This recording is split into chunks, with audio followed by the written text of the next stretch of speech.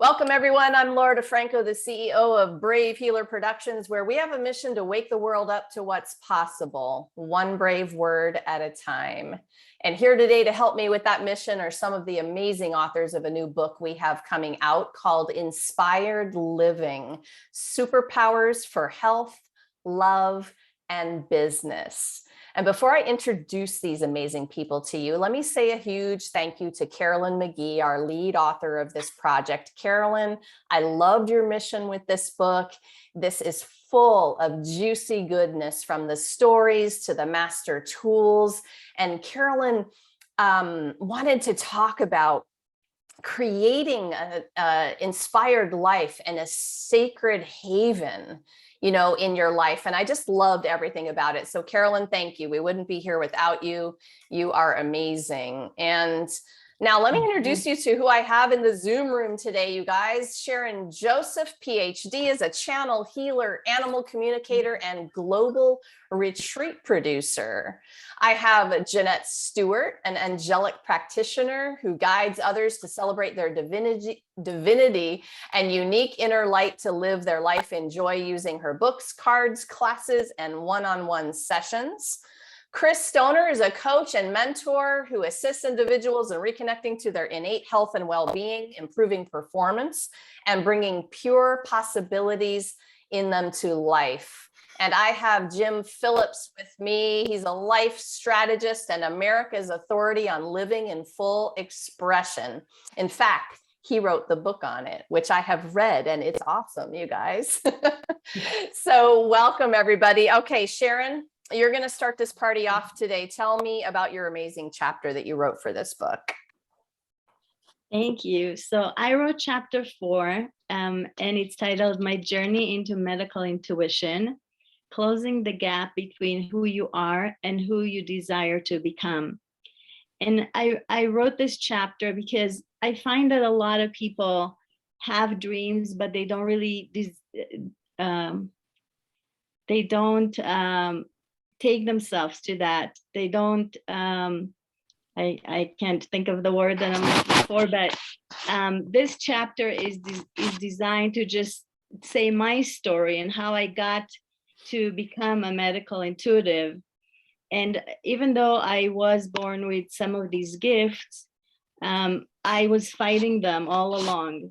So the chapter talks about my life and what spirals. We all have these spirals where we find ourselves in life at the same kind of problem, either in a relationship, the same problem, or at work, or wherever it is. So what happens is I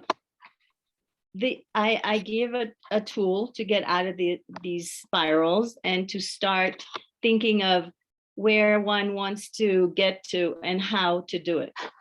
So this is my story about how I got to be a medical intuitive, even though I was fighting it all the way. Thank you for asking me. Sharon, what do you mean you were fighting your gifts? Like, give us an example. For example, I always had this intuitive knowing about if someone would hurt themselves, even as a kid. I mentioned in the chapter, we had this trip with the class, and this kid fell and his arm was bleeding, and I could see inside, and I saw that he needed to have it, to put a cast on it, etc. But because I couldn't see people suffer, I didn't want to go there. I just kind of stayed away from it. And I took my life in a different direction. I studied computer science and business. So totally different left brain stuff. So that's what I mean. I was fighting it. I just didn't want to deal with it. And every time, and along the way, there's so many incidences where people around me or people I knew that things happened to them medically, and I would know what to say, and I would say it, but I still didn't dare go there. I didn't dare touch it yet for a long time, for many, many years, not until my 40s, I think. What was the moment that you decided to embrace it? Do you remember? Well, all along when I was doing the left brain stuff, I felt incomplete. So I kept taking classes, reading books about all the spiritual tools, journeys. And so at this point where my kids were still little, and I was a CFO of a public company. I was dealing with all these securities commission and all these lawyers and accountants. I just kind of sat up and said, that's not my calling. All of a sudden it just kind of came in. I have a different calling. I have to embrace it. And still, having said that, and I left the business world, I was still fighting it until recently. So now I really totally embrace it. And I'm honored, and I feel very privileged to be able to help people in this way. I love it, Sharon. Thank you for sharing your story. You Thank guys are going to hear more from Sharon in a minute or two. Jeanette, how about you? Tell us about your amazing chapter. Oh, thank you, Laura. I wrote chapter 7, Shine Your Authentic Light, Cultivating Your Superpower Using Joyful Self-Care. And my chapter talks about being your authentic self and shining your light. The world would be such a better place if all of us embraced that message, and being the light that we came here to be, and not worrying about what other people think, and just embracing who we truly are. Jeanette, how do we know the light that we were meant to be? What's a clue you can help our viewers with in terms of discovering this for the first time? Maybe an example in your life. Yes. A lot of times it's what you like to do as a child, what lights you up, what you would get up early to do, what you would stay up late to do. If you had all the money in the world, what would fill your time? What brings you joy? And it's a very personal thing. So what brings me joy could be different than what brings Sharon or Jim or Laura or Chris. So I remember hearing this little light of mine, I'm going to let it shine, as a kid in Sunday school. And that really resonated with me, especially the part about not hiding my light under a bushel. So that felt like it was giving me permission to shine my light, even though, I was told, sit still, speak when you're spoken to, children are to be seen and not heard. I still have this joyous Jeanette that wanted to express life, like Jim says, living in full expression, right? That's the light I'm talking about, the inner spark that lights you up and just fills you with so much joy and wonder. And a lot of times we've forgotten what that is because we've been tamed through the years. So you were following my mind on that, because I was sitting here thinking, yeah, I wonder how young I was when I was told I was too much and I should be quiet, or just to hush, or don't brag, or don't be too loud, or don't, and that can happen at such a young age. And then we fall in line, so to speak. Right. We learn how to be a good girl and behave rather than finding the light. Yeah. Or don't get too big for your britches, right? We're like, crammed into a little mold, but I want to be bright and illuminating and joyous. So. Yeah, now we all know that that's the energy of manifestation. That's the energy of a lot of good things. Something I love about this book so much, and thank you to all of you, for being a part of it, is the way that we give people ideas about managing their own energy, even what that means. Because shining your light is a choice, with awareness, then we get the choice to go after that. Jeanette, thank you so much. I love listening to you talk about that. Chris, you're up next. Tell us about your amazing chapter. Okay, so mine is chapter 11. And it's 11:11 right now, just saying. I just had to interrupt you to say in the East Coast time of this recording of this interview, she says I wrote chapter 11 at 11:11. Like, you have to love this stuff. Can't make Okay, it so up. I have to hurry and touch on that. So I haven't seen 11:11 for 2 years. And then when I was given my chapter number, I got to make sure I don't, or quite frankly, I shit when I saw that it was chapter 11. I was like, you gotta be kidding me. And then you just brought that up. I'm like, what? So mine is chapter 11, the breakdown before the breakthrough, achieving untouched levels. And mine's began with a very strong vow that I made to myself from a traumatic rape was, I will never be that fucking vulnerable again. And how much that vow, all the way up into my 40s, and even now, fully from writing this chapter, is the first time I would say that the unfolding to be vulnerable happened in writing this chapter. I literally actually rewrote it the day before it was due because I kept writing on everything on the surface. And I finally decided to be real and just put it all out there. And I realized of what I was seeking when I had made that vow from after the rape was how much I contracted and I compressed myself and I hid. On the outside, everybody thought I was happy and everything was okay, but inside I was dying. I had panic, I had anxiety, I had overwhelm, and it was ruining my mental and my physical health. And all along, what I was really truly seeking was aliveness, and the aliveness goes way beyond having a pulse or a breath. It's really being able to have the balance between my mental and my emotional and my physical body, bringing them into balance and being in harmony. And the book, writing the chapter, really brought me more alive. Like, I have literally a notebook that's sitting here, and ever since I wrote the chapter, once I wrote the chapter and allowed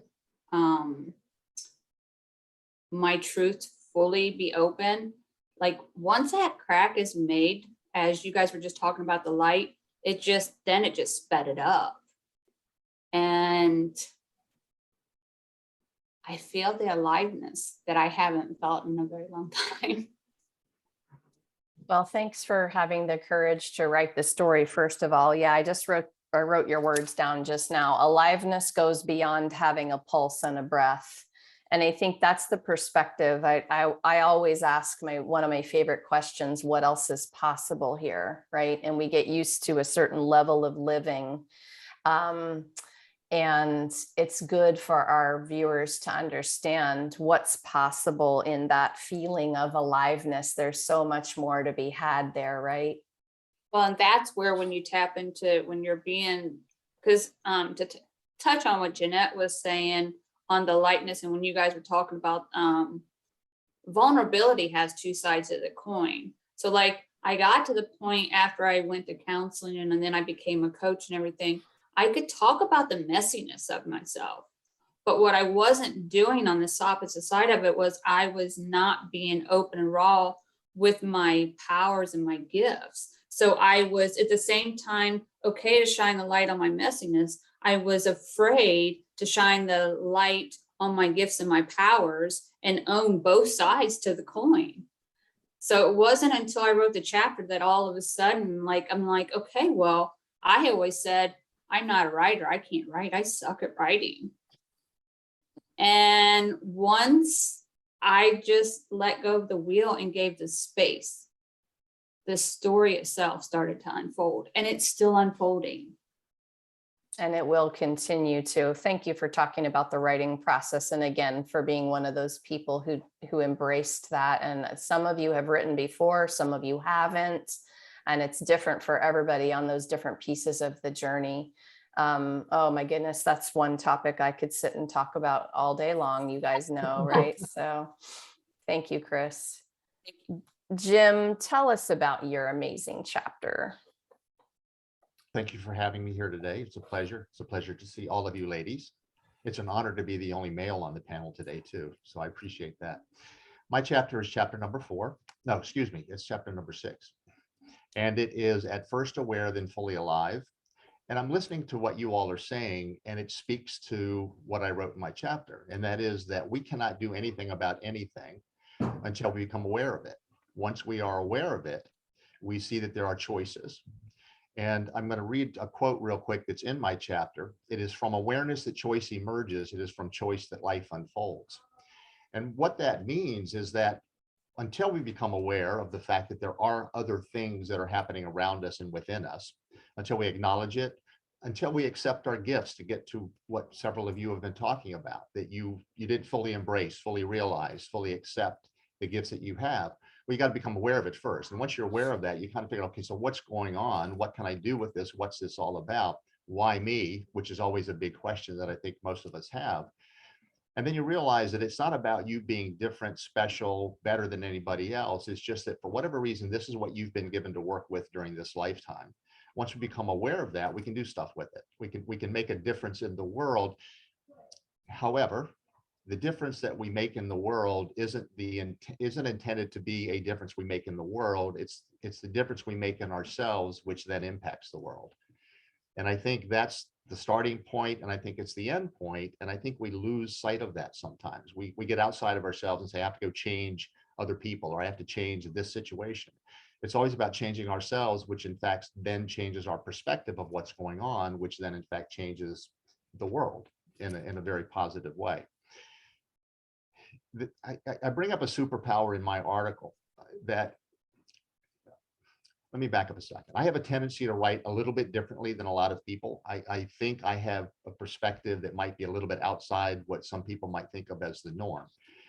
I don't look at myself as having any kind of a specific superpower. I am intuitive, but I don't call myself an intuitive. I have had visions. I've had other things that people have had, but I don't want to label myself with that.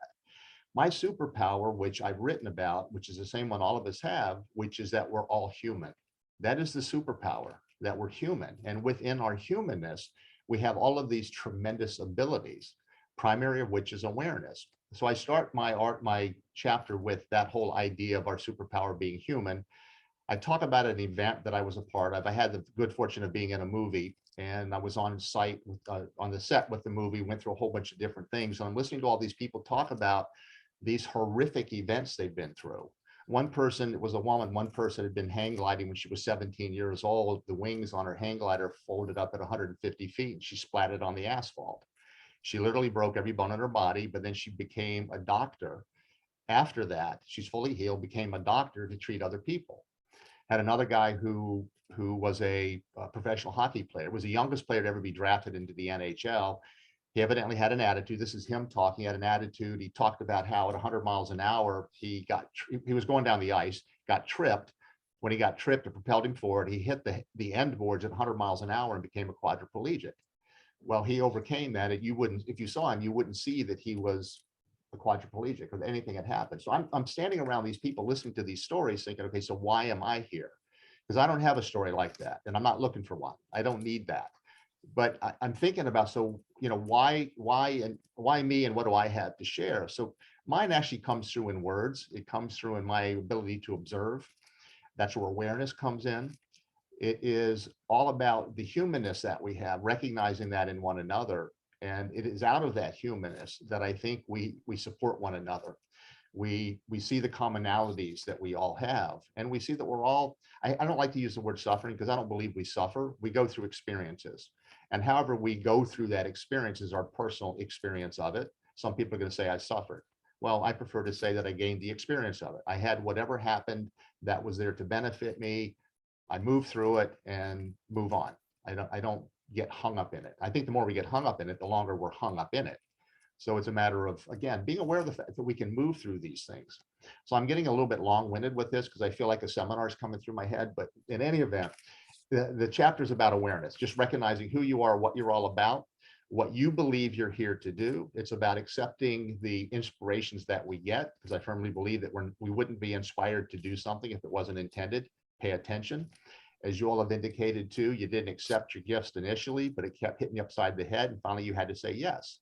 So that's what awareness is about, and that's what I've written about. Awesome, Jim. I love listening to about you talk about this. So awareness is my favorite topic ever. And that was such a perfect segue into this next question that I have for all of you. Jeanette, I'm starting with you on this one. So here we are with this book, Inspired Living. And Jim touched on this just in his last sentence even, but what I want to know is, what's one way you live your inspired life? What does this even mean to you? Oh boy.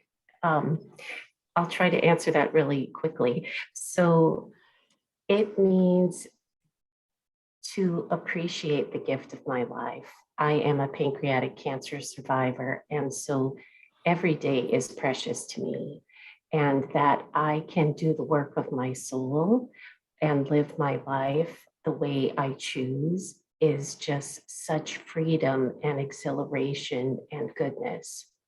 And that inspires me. I love that. In our interview before I came on with you all, the topic of gratitude and appreciation came up as it relates to living an inspired life. And I would imagine all four of you have that as a piece of your practice. I know healers do. They have that as a foundational piece of their awareness, like Jim was talking about. And I love talking about it because it's high vibe. That's game-changing energy. What else do you want to say about that, Jeanette? I have a Facebook group called Angel Circle of Gratitude. So yeah, gratitude. And we focus on gratitude, love, appreciation, delight, and devotion. So that helps foundationally for our mindset to live our authentic light and to shine our light. Even when the days are dark, the light is still there.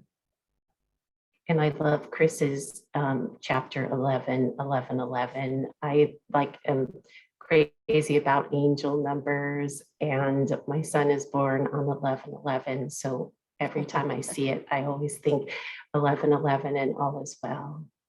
Well, this is perfect because Chris is next up for this question anyways. So Chris, tell us about one way you live your inspired life. What does this mean to you? And make sure you unmute, girl. I caught it as soon as it came up. Okay. So I have been saying no to life for most of my life, from the time I was 9 until my 40s. And so learning to say yes to life, most of it that I'm speaking for myself, then the no came from, I was scared to death to feel. I didn't we're okay to feel the good feelings because that's how we perceive them, but we don't want to feel what we perceive as a bad feeling. And where I have embraced it helps me go there to fully say yes to living a full, vibrant life, is to not be afraid to go to my emptiness. It's in the emptiness where the space is created. Everything is created from nothing, no thing.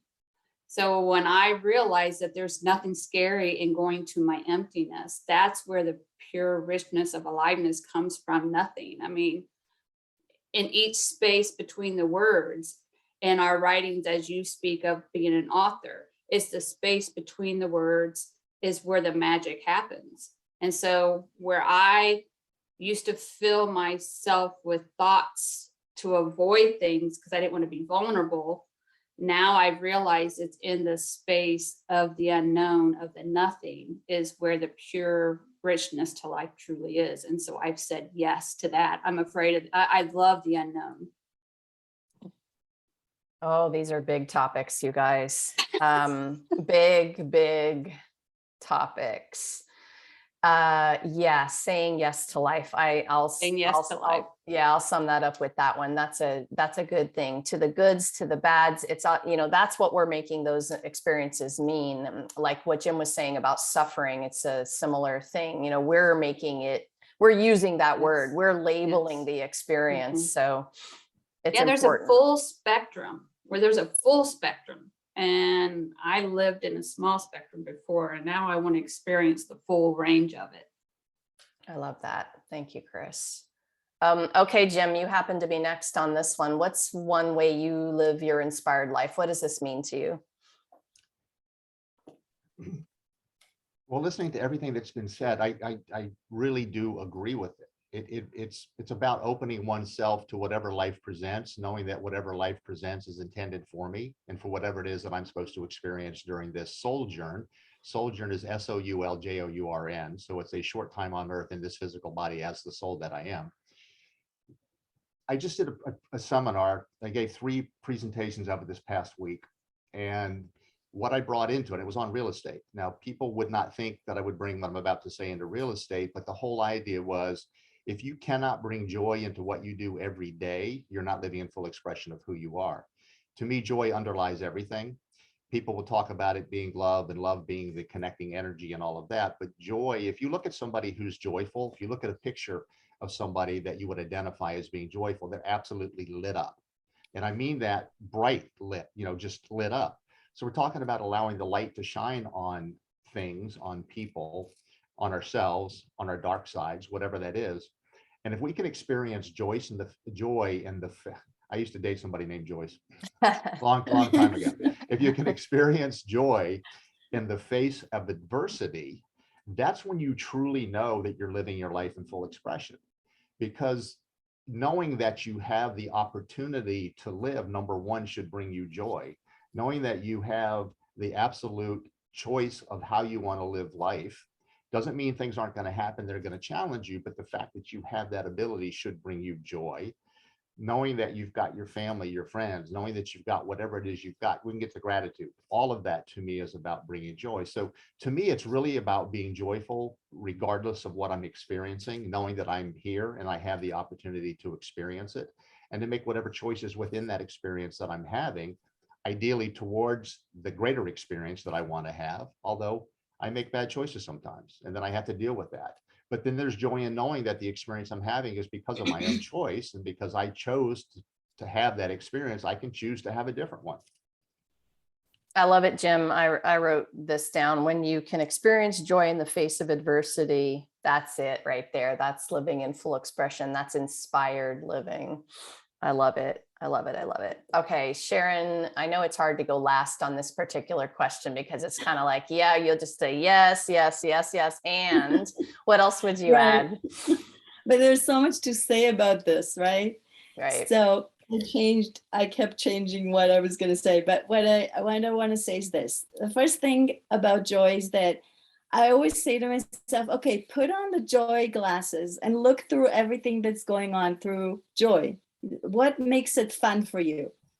But I want to address something that for me was the opposite with what Chris was saying, that she said no, no, no. And I would say yes, yes, yes to everything, because I always knew that I came here to experience everything. Not everything, but as much as possible. So for me, it was to choose what really speaks to my heart. Is not like if my friend says, oh, let's do this. And I would say, oh yeah, because I knew it will make her happy. It's about what's my heart saying. Is it gonna dance? Is it gonna smile? Is that gonna feed me? Is that gonna charge me? So I'm very selective now to the joy that I choose. And I start my morning with a meditation and asking my heart, what will make you joyful today? What experience would you like to have today? So, yeah, I could go on and on, but that's what I would choose to say. I love it. Thank you for asking. I love that you said I'm selective about the joy I choose, right? Yeah. That's great. It's Yeah. good. It's good to be selective. Thank you, Sharon. Thank Um, you. so, okay, I want to continue into part of the theme of the book with this next one. Chris, I'm going to start with you on this one.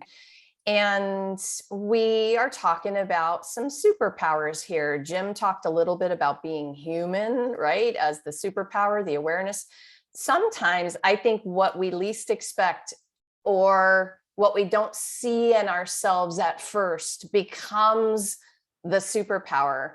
So I just kind of want to know, what do you think about when it comes to one of your own superpowers? How was that journey of discovery for you?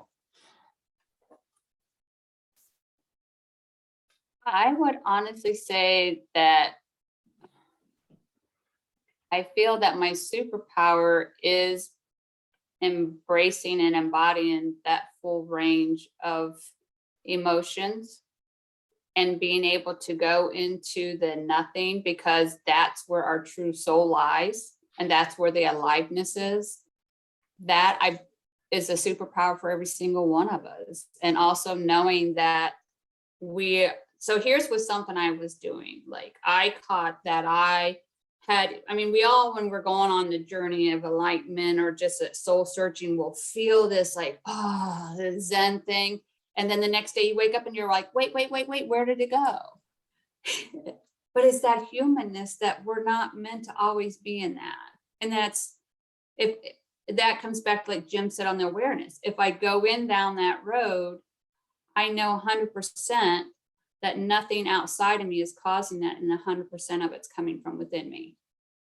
And that is freedom. That is aliveness. Everything that I'm feeling, everything I'm experiencing in this life is 100% coming from within me, and nothing from outside of me is causing me to feel a certain thing. And that is our superpower for all of us. And that's where our freedom lies. And that was when I realized that nothing outside of me is causing me to feel or be something. That's for sure a major superpower. That's the idea of taking responsibility for every single thing in your life. It's a little scary to say that, but it's freedom. Yeah, it's liberating for me that I knew that I was completely like full ownership. Yeah, awesome. Again, big topics here, you guys, for our listeners. And I want to say a quick thanks to all of you. You know, you said yes to this project, and then you took on the challenge of not only sharing these amazing, vulnerable stories, but then stepping up as the master teachers you are and trying to give the reader an experience of these deep topics that we're in today. This is, in some cases, a lifetime's worth of practice and study and right, for all of us. So I want our viewers to understand that, you know, I hope you're curious at a very minimal level, you know, of what else is possible here. Jim, you talked about this already, and so we may need to, you know, change up the question a little bit. But when you started to think about that superpower for yourself, how was that journey for you personally? Do you remember the moment where you kind of woke up to that? Well, first, I don't look at myself as having a superpower. As I mentioned, I'm a human being and I have all the same capabilities that everybody else has. I might have different opportunities because of where I live, who I am, all of those things that are part of life. But what I recognized at a very early age, and this was what I would have been 8, 9 years old, there was always a sense in me that there was a message that was to be delivered. And I never knew quite what it was. It was just something that was there. And I never could articulate it. I was terrified of public speaking. So, obviously, like most people, we always hear about that. And yet I was intrigued by it. So whenever I got the opportunity to speak, I would, even though I was terrified of doing so. And then I started writing, and allowed myself to share whatever would come through me. And when I say come through me, I mean exactly that. Most of the stuff that I write and I talk about are not things that I would normally say, but it's just things that come to me. And most of the time during early morning walks, when I've asked a question, I get answers to it.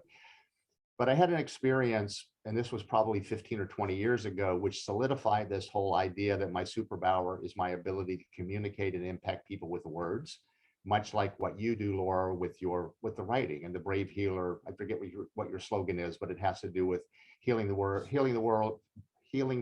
one word at a time. Is that what it is? One brave word at a time. Okay, so it's along those same lines. But I had an opportunity where I was doing a lot of international speaking within the real estate community. I was speaking in front of a group of about 250 people, finished my presentation. And as you all know, when you speak, typically somebody will come to the front and they'll have questions that were not ones that they felt were relevant to ask in front of the whole group. This particular situation was the same thing.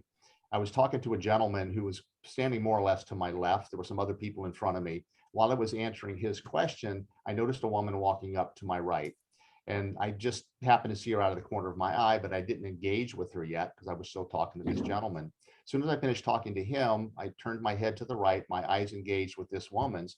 She looked up at me and she said, "I heard you speak 2 years ago. What you said saved my daughter's life." And she turned around and walked away.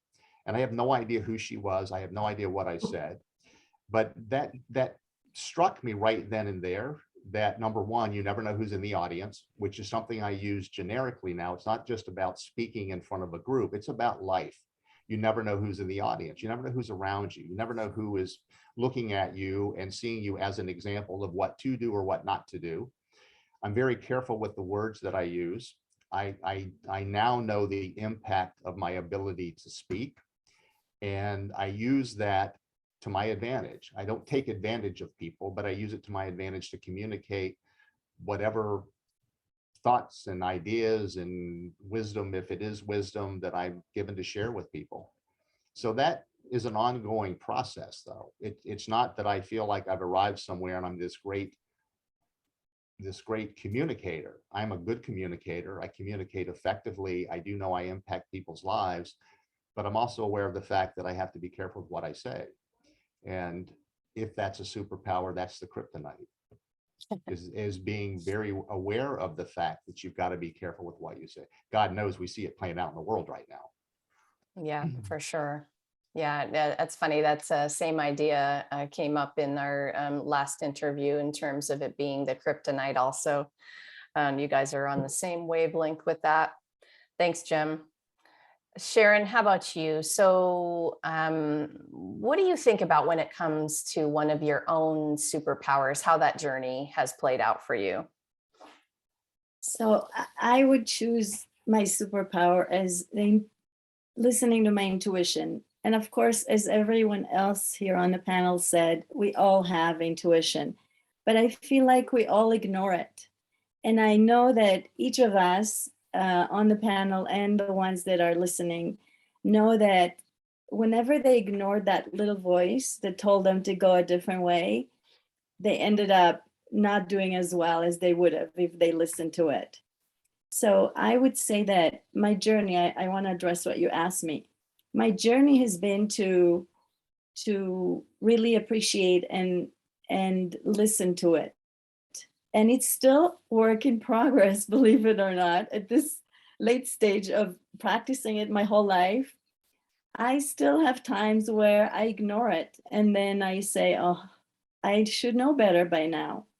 So I feel like all of us have it. And it's a matter of exercising that muscle and learning to discern when it's that voice of intuition that tells us to do something, and to trust it. That's another big thing, to trust that voice.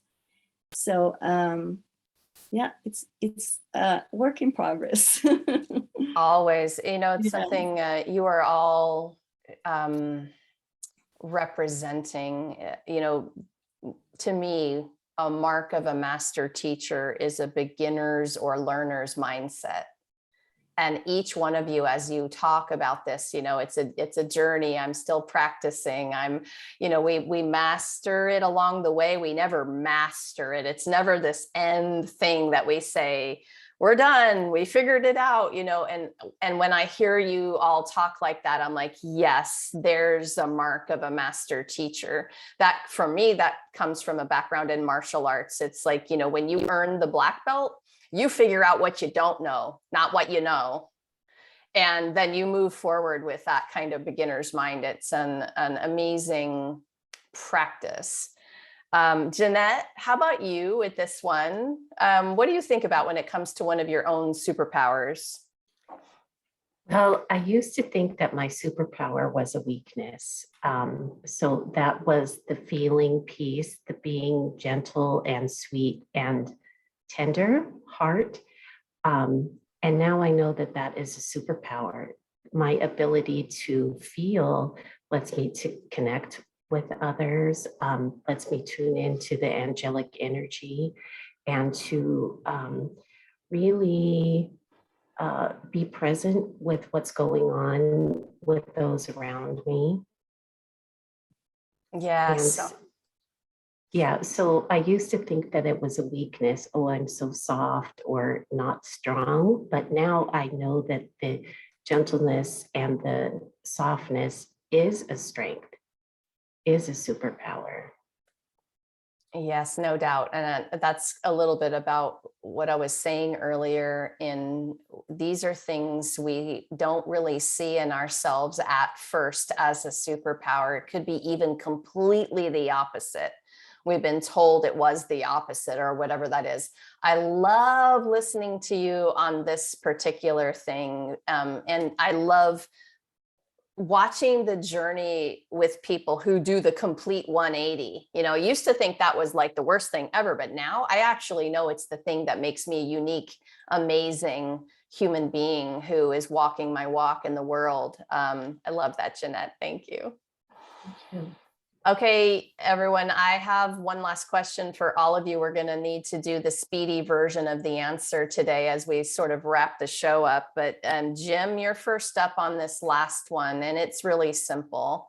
We have a lot of people listening who are on this journey, and you know, we as expert teachers, we know we're not here to fix people. We're here as guides, as facilitators. And I would love for people to feel empowered as they leave us today. What's one quick message you have for our viewers to help them feel empowered today?